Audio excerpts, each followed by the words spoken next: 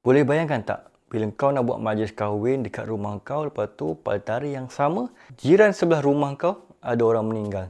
Uish, cerita apa ni weh? Talaiwa Tambi Talaimayil, bergenre komedi tahun 2026. Filem Tamil ini mengisahkan jiwan orang penting atau politician sebuah kampung yang perlu menyelesaikan konflik yang sedang berlaku di kampung tersebut. Antara majlis perkahwinan bertemu dengan kematian jiran tuan rumah majlis kahwin tersebut. Korang rasa kan Perang Dunia Kedua tu masing-masing tak nak kalah. Honestly aku ingat ending dia akan happy ending. Masing-masing gembira dan puas hati dengan apa yang diimpikan.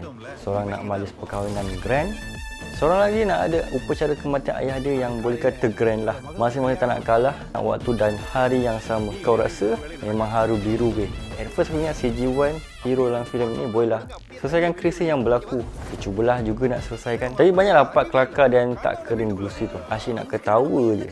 Cuma nak cakap filem ini adalah filem yang berbaloi untuk anda tengok dan sungguh menghiburkan. Despite of kau bolehlah belajar culture di India, terutama belah-belah Tamil Nadu. Tapi aku rasa culture di India lebih kurang sama, terutama part perayaan. Meriah weh.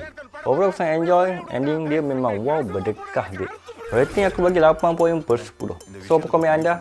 Aku Syah Rubio. Bye.